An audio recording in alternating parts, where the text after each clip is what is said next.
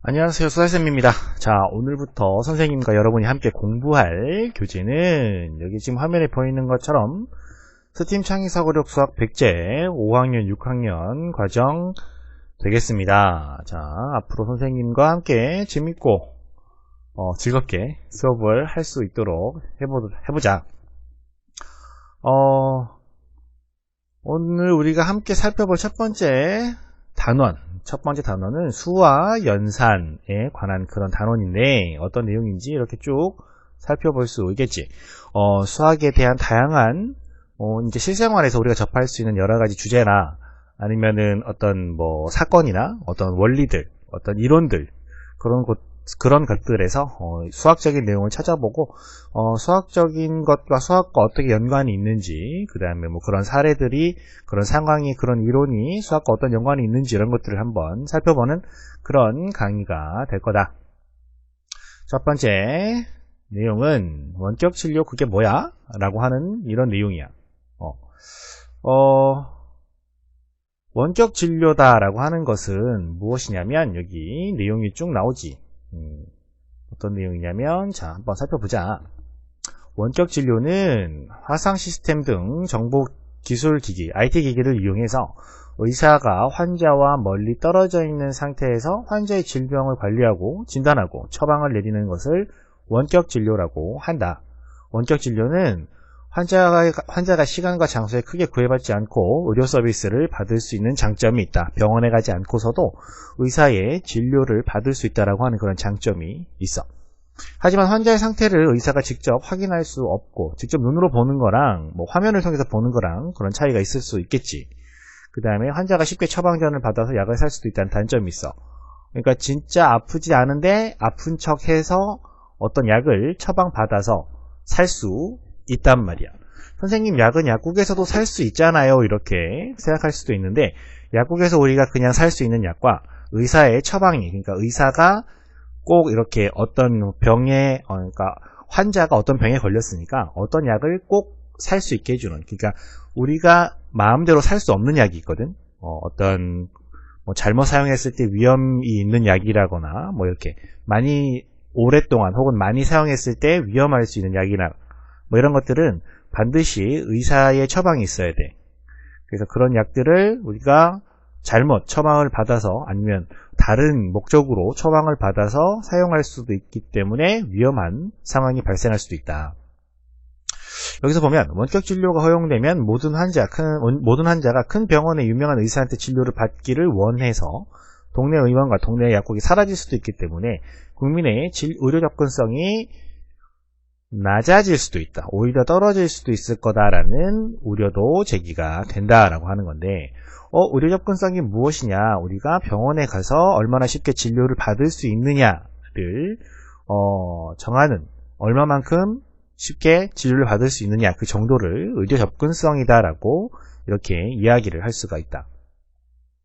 자, 그러면 우리가 여기서 한번 고민을 해보자. 어떤 것을 고민을 해봐야 되냐면, 첫 번째, 여러분이 만약에 환자야. 너네가 환자란 말이야. 환자라고 했을 때 1번, 어떤 의사에게 진료를 받고 싶니? 여러분이 환자라서 원격 진료를 받는다라고 가정해봐. 그랬을 때 어떤 의사에게 진료를 받고 싶은지 한번 생각해 보란 말이야. 첫 번째는 큰 도시에 있는 유명한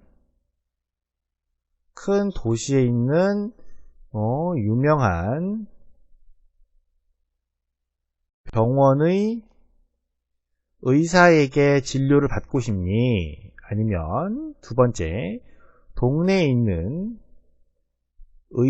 작은 병원의 의사에게 원격 진료를 받고 싶니?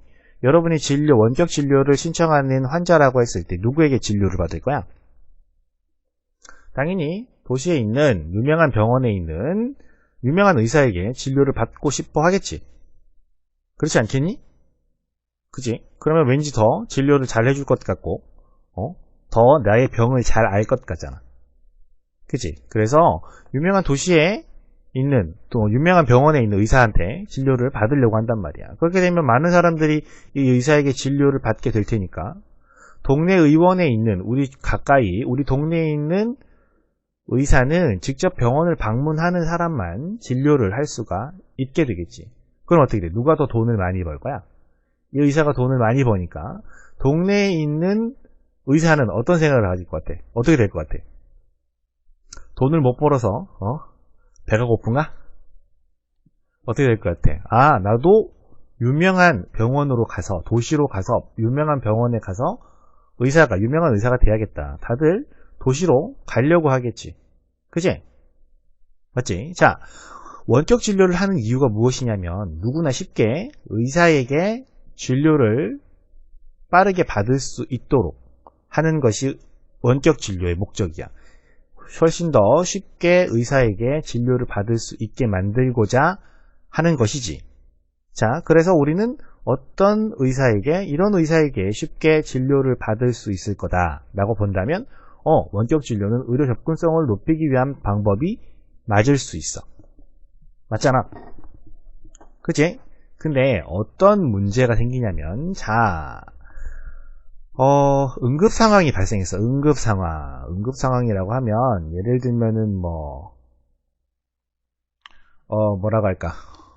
교통사고가 발생했어. 교통사고가 발생해가지고 크게 다친 사람이 있어.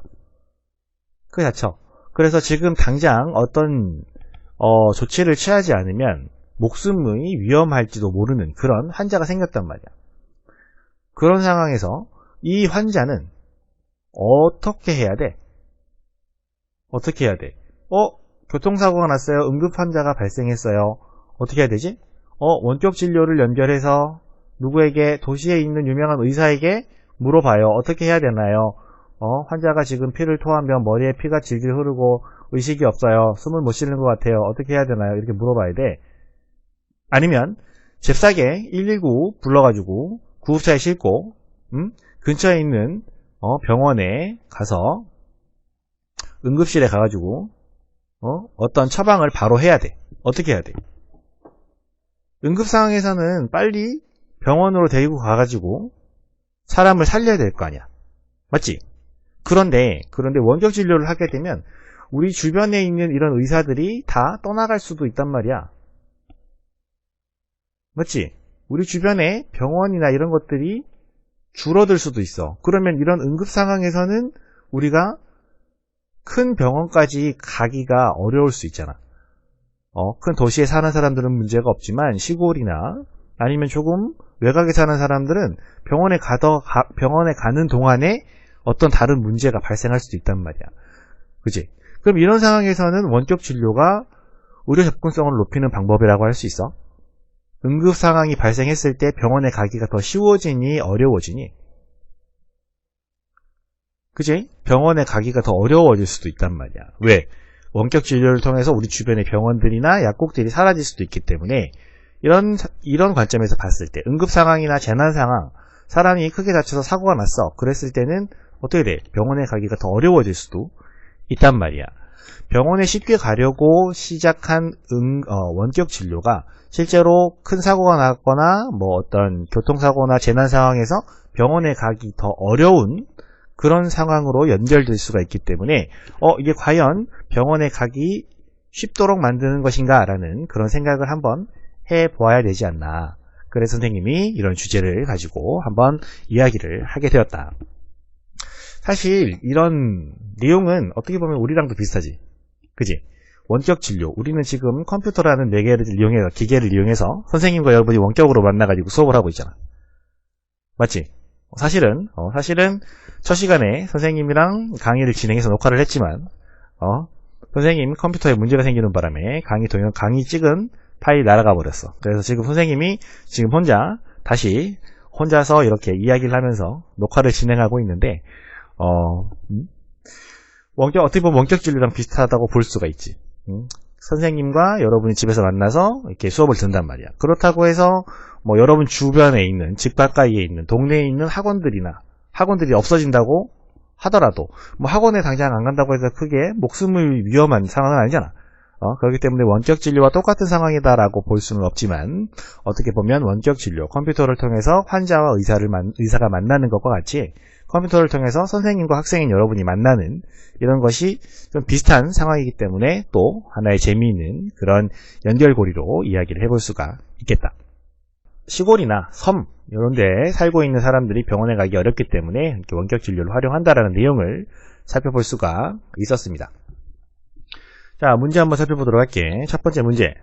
사람 수는 소수나 분수로 셀 수 없다. 하루 평균 7.5명의 환자가 병원을 방문한다고 했을 때 사람의 수를 7.5명이라고 하면 어떻게 해야 돼? 7명 한 다음에 0.25명은 어떻게 표현할 거야? 사람이 있는데 0.25명이 방문했다고? 사람의 손이랑 다리만 방문한 거 이렇게 이해하는 사람 없겠지? 그지? 그러니까 평균을 내봤을 때 이 정도 방문했다라고 해서 수학적으로 봤을 때는 큰 문제가 없는 표현이지만 어떻게 보면 사람 수를 소수점으로 표현한다고 하는 것은 어떻게 생각해보면 또 불가능한 것일 수도 있단 말이야. 그렇기 때문에 이런 것들을 해결하기 위해서 소수나 분수를 사용하지 않고 환자 수를 나타내는 방법은 어떤 방법이 있을까라는 것을 우리가 한번 생각을 해보잔 말이지. 어때? 이런 것들에 대해서 생각해 본 적이 있었나? 7.5명? 사람 7.5명이 몇 명? 어떻게 표현하지? 그러니까 우리가 생활을 할 때 우리가 평소에는 아무런 의심 없이 사용할 수 있는 이런 표현이지만 수학적으로 살펴봤을 때 사람의 0.25명은 표현하기가 어쩌면 불가능한 부분일 수도 있을 텐데 이런 생각에서 이런 문제가 만들어졌다라고 볼 수가 있어. 선생님은 이런 생각을 가졌는데 어때? 너네들은 전혀 안 궁금했나? 어떻게 하면 분수와 소수를 사용하지 않고 사람 수, 환자 수를 표현할 수 있을까? 첫 번째 방법은 뭐 이런 거지. 7.25명은 약 몇 명이다? 7명이다. 그지? 사람 수를 어림해가지고 표현하는 방법이 있겠지. 이런 것도 한 가지 방법이 될 수 있을 건데 이건 어림이기 때문에 정확한 숫자를 표현한 것은 아니라고 볼 수도 있어. 그래서 이렇게 표현할 수 있겠지. 7.25명이 방문했는데 만약에 4일 동안 방문한 사람을 합한다면 47, 28에서 총 몇 명? 29명이다. 이렇게 계산을 할 수가 있으니까 소수와 분수를 사용하지 않기 위해서는 사람 수가 자연수가 될 수 있게 그 며칠 동안 방문한 사람들을 다 합하는 거지. 그래서 4일 동안 29명이 방문한 것이다. 이렇게 표현할 수도 있겠다. 그래서 여러분이 첫 번째 방법으로 많이 표현을 했는데 이런 방법으로 표현하는 방법도 있을 거다라고 이렇게 이야기를 해보겠다. 두 번째 문제입니다. 자, 354명의 주민이 살고 있는 누리섬이야. 육지와 멀리 떨어지기 때문에 가까운 육지에 있는 병원에 가기 위해서는 배를 타고 2시간, 왕복 4시간을 가야 돼. 그치? 또 배를 타려면 배를 기다리는 시간, 또 한국까지 가는 시간, 왔다 갔다 하는 시간을 모두 더한다면 사실 하루 정도 걸린다고 봐야겠지. 육지에 있는 병원과 원격 진료가 시작될 경우에 누리섬 안에 있는 누리병원을 방문하는 환자의 수는 어떻게 변할 것인가요? 선생님이 만든 이 상황만 보고서 누리병원은 섬 안에 있는 병원이잖아. 그래서 이 병원의 환자 수가 어떻게 변할지는 사실 아무도 알 수 없는 일이야. 그치? 그래서 여러분이 예상할 수 있는 변화는 첫 번째는 사람 수가 감소할 것이다. 병원을 섬 안에 있는 병원을 방문하는 사람이 감소할 것이다. 두 번째는 큰 변화가 없을 것이다. 세 번째는 오히려 증가할 것이다. 이렇게 세 가지 정도로 우리가 선택을 할 수가 있겠지.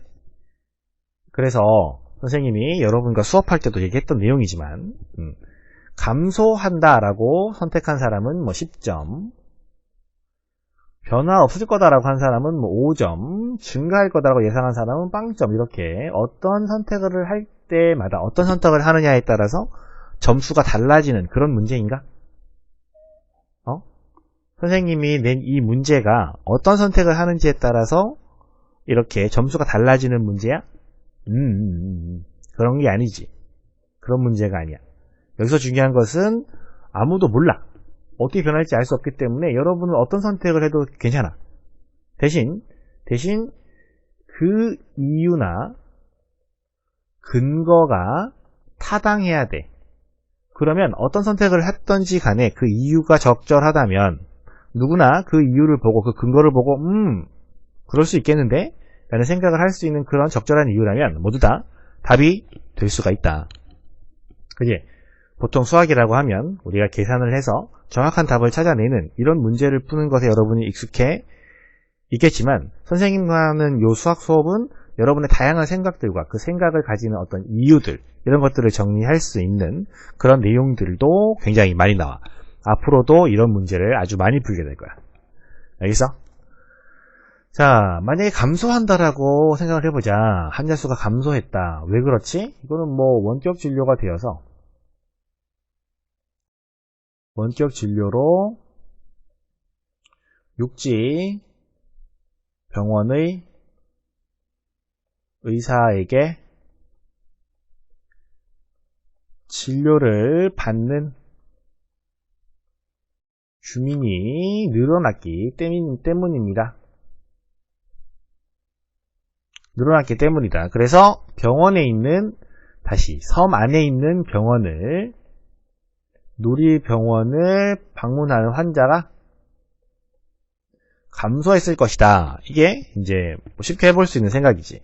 근데 몇 가지 다른 상황을 고려해 봤을 때 선생님 저는 그렇지 않을 수도 있을 것 같아요. 왜냐하면 일단 섬이니까 섬에는 젊은 사람보다 어르신들이 많이 사세요. 그래서 어르신들 같은 경우는 컴퓨터 같은 혹은 스마트폰 같은 이런 장비의 사용이 좀 어려울 수 있어요. 그래서 원격 진료가 시작됐다 하더라도 원격 진료를 많이 안 하고 나는 그냥 하던 대로 병원 갈랜다 하고 그냥 누리섬에 있는 병원에 방문하실 것 같아요. 이렇게 생각을 해본다면 큰 변화가 없겠네? 그지? 변화가 없다라는 주장에 대한 근거로 적절하겠지? 그지? 이런 식으로 왜 그렇게 생각했는지 그 근거를 잘 들어주면 된다. 두 번째는 오히려 환자 수가 증가했을 거예요. 그 이유는 무엇일까요? 여기는 섬이니까요. 어르신들이 많아서 아프거나 아니면은 뭐 질병에 대한 위험이 높아요. 그리고 뭐 예를 들면은 이건 실제로 수업 시간에 여러분 했던 내용인데 여러분이 말했던 내용인데 어떤 건강에 대한 어떤 중요성을 더 많이 깨달아서 건강에 대한 어떤 뭐라고 할까 진료? 확인? 아프지 않으려고 미리 진료를 받는 거지. 확인하고 그런 것들이 증가하면서 어르신들이 많이 사시니까 아프면 안 되니까 먼저 병원에 가 진료를 받고 어떻게 하면 건강할 수 있는지 뭐 이런 것들도 알아보고 어떤 이런 생각들이 많이 생기면서 오히려 더 병원을 방문하는 사람이 늘어났을 거야. 근데 어르신들이니까 원격 진료는 받기 어려울 테고 근처에 있는 병원을 더 많이 방문하게 됐을 거다 라고 이렇게 생각할 수 있겠지. 그래서 요런 이유라면 오히려 환자가 증가했다라는 이유로 타당할 수 있겠지. 그래서 중요한 것은 어떤 선택을 하느냐가 중요한 것이 아니라 왜 그렇게 생각했는지 그런 근거를 잘 적어주면 된다라고 하는 내용을 선생님이 다시 한번 강조하면서 다음 내용으로 넘어가도록 하겠다. 두 번째, 전기를 아껴보자 라고 되어 있습니다. 엄청 더운가 봐, 그치? 불이 막 나고 있고. 하지만 전기를 아껴야 되기 때문에 어때? 선풍기도 멈춤, 에어컨도 조용. 휴대용 선풍기로 지금 윙 하면서 땀을 어떻게 말려보려고 하지만 벌써 땀이 막 젖었지. 아이 덥다. 이렇단 말이야. 한여름 무더위를 견딜 수 있도록 도와주는 선풍기와 에어컨이 있는데 어떻게 하면 전기를 아낄 수 있을까요? 에어컨 한 대의 월간 소비 전력량은 253.8kWh 전기의 전력량을 나타내는 단위입니다. 1시간 동안 사용하는 전력의 양, 뭐 이렇게. 이해하면 될 것 같고, 선풍기 한 대의 월간 소비 전력량은 28.2kWh로 에어컨이 선풍기보다 훨씬 많은 전기를 소모한다. 폭염이 계속되는 경우 에어컨과 선풍기를 번갈아 가면서 사용하면 연속 냉방 효과를 얻어서 전기를 아낄 수 있고, 함께 사용해도 전기를 아낄 수 있다라고 되어 있습니다. 전기를 아끼는 방법에 대해서는 여러분도 많이 잘 알고 있을 거고요. 또 전기를 왜 아껴야 되는지에 대해서도 알고 있나? 혹시 그런 문구 본 적 있어? 전기는 국산이지만 전기를 만들 때 사용하는 원료는 수입입니다. 그런 거 들어본 적 있나? 우리가 사용하는 전기는 어떻게 만들어지는 거야? 댐에 물을 가둬서 수력발전을 하는 경우, 수력발전소 들어본 적 있지? 그제? 근데 사실 우리가 사용하는 전기 중에 수력발전으로 만들어지는 전기의 양은 굉장히 조금이야. 저 10%도 안 된다. 10%도 안 돼. 그럼 나머지 전기는 어떻게 만드는 거야? 우리나라 같은 경우는 원자력 발전 알지? 원자력 발전소에서 만드는 전력의 양이 전체의 한 30에서 40% 정도로 알고 있어. 그러니까 10%도 안 되는 수력 발전과 30, 많아야 40% 정도 되는 원자력 발전. 그럼 남는 50% 혹은 55% 정도 되는 전력은 어떻게 생산하는 거야? 무엇으로 생산해? 대부분의 전력, 절반 이상의 전력은 우리나라 같은 경우는 이제 화력발전을 통해서 전기를 생산하게 된다. 화력발전이라고 하면 석탄 화력발전소도 있고, 그 다음에 천연가스를 사용한 발전소도 있고, 그 다음에 이런 어떤 그 화석 연료를 태워서 전기를 만드는 것이 굉장히 손쉬운 방법이거든. 그냥 뭔가 태우면 바로 전기가 발생하니까. 그래서 그런 발전을 많이 사용하게 되는데, 이런 발전을 하게 됐을 때 어떤 문제가 있냐면, 발전의 원료가 되는 재료를 수입해 와야 될 거고, 어떤 것을 태워야 되기 때문에 그로 인한 환경오염이 굉장히 문제가 되고 있다. 이런 내용을 알려주면서, 이게 보면 어떻게 하면 전기를 아낄 수 있는지에 대한 내용을 조금 살펴볼 수 있었습니다. 근데 선생님은 모르겠어. 수업 시간에도 얘기를 했지만, 우리가 사용하는 선풍기나 에어컨 이런 것들을 잘 조절해서 어떤 전기를 줄이는 것도 중요하지만, 그것보다 우리가 가정에서 사용하는 전기보다 공장이나 회사 이런 데서 사용하는 전기가 훨씬 많거든. 그리고 그런 곳에서는 우리가 사용하는 것보다 훨씬 저렴한 값싼 전기요금으로 전기를 사용한단 말이야. 그러니까 훨씬 더 전기를 많이 아끼지 않고 사용하는 경향이 있다 보니까 그런 곳에서의 전기 절약부터 먼저 시작을 해야 되지 않나 생각이 들어. 나는 여름에 좀 시원하게 지내고 싶거든. 아무튼 그렇습니다. 그래서 뒤쪽에 있는 문제 이어갈 건데, 이 부분의 강의 내용은 살아있어. 녹화가 됐어. 그래서 지금 선생님이 혼자 동영상 녹화한 거랑 실제로 진행했던 강의랑 연결해서 여러분에게 보내줄 거야. 자, 그러면 선생님의 혼자 진행하는 수업은 여기까지. 함께 진행했던 수업을 이어가도록 하자. 자, 강의 동영상 확인했고 문제로 이어가 보도록 하자. 자, 첫 번째 문제 내용은 그런 내용이야. 어떻게 하면 전기를 아낄 수 있느냐. 그 다음에 이런 블랙아웃이라고 들어본 적 있니? 블랙아웃 들어본 적 있어? 블랙아웃이 뭐냐면 엄청나게 넓은 지역에 정전이 일어나는 거야. 그래가지고 정전이 일어나면 전기로 사용되는 것들이 모두 다 꺼지거든. 전화도 안 되고 가스의 이동이라든지 이런 것들도 다 막히기 때문에, 여러분 도시가스를 이용해서 작동하는 보일러 같은 경우도 전기가 없으면 작동할 수가 없어.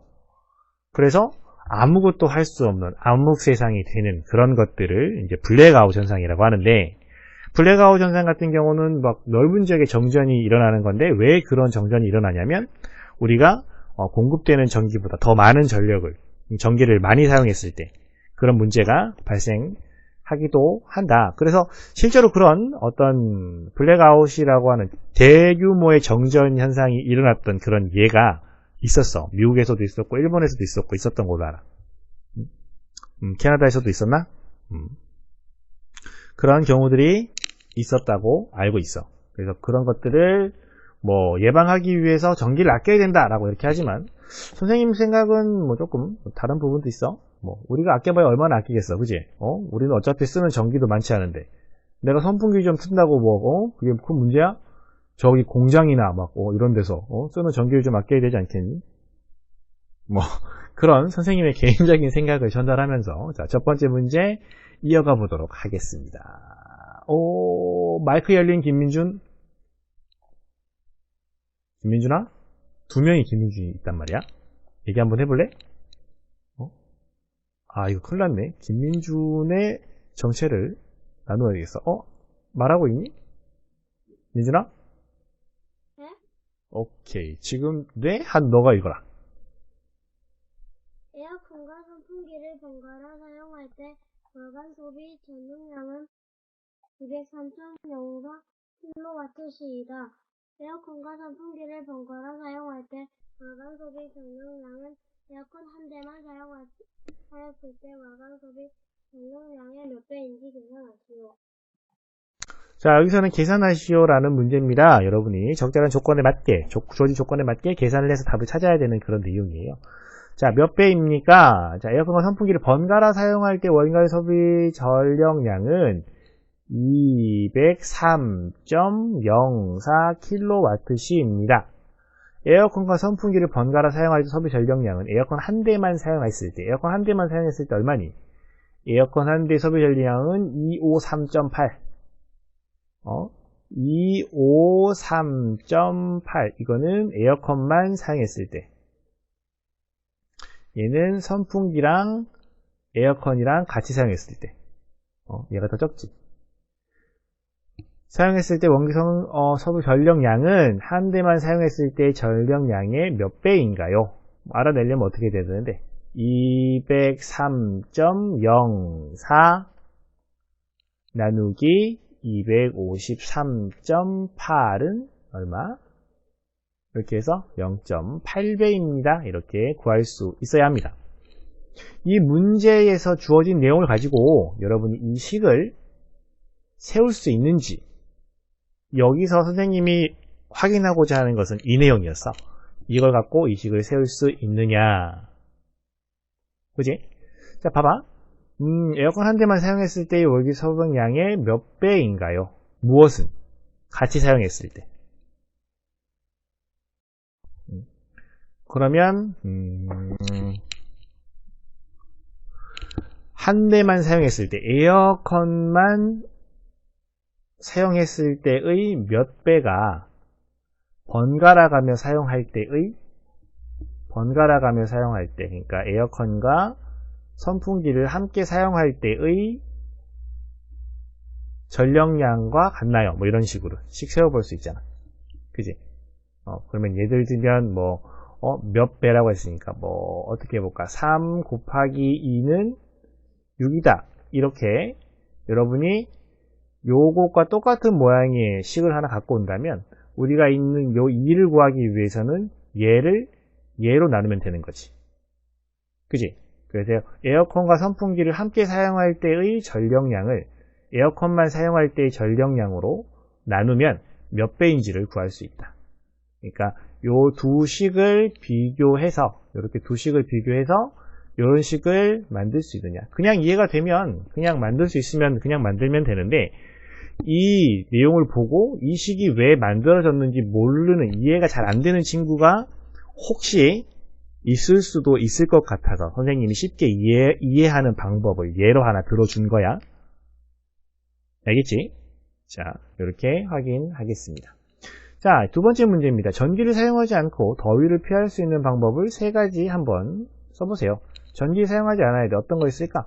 부채질. 그치. 좋아. 아주 기본적인 방법이지만 부채질을 하면 됩니다. 아이스크림. 그치. 전기는 아니니까. 수영장에 갑니다. 좋아. 얼음을 이용합니다. 샤워를 해서 시원하게 합니다. 팥빙수를 먹어요. 목욕을 해요. 블라인드로 햇빛을 가려요. 햇빛을 가림. 다이빙 하기. 다이빙도 여기다가 포함시킬까? 얼음골 간다. 시원한 장소를 방문한다. 그런데 그늘에서 쉬기. 움직이지 않는다.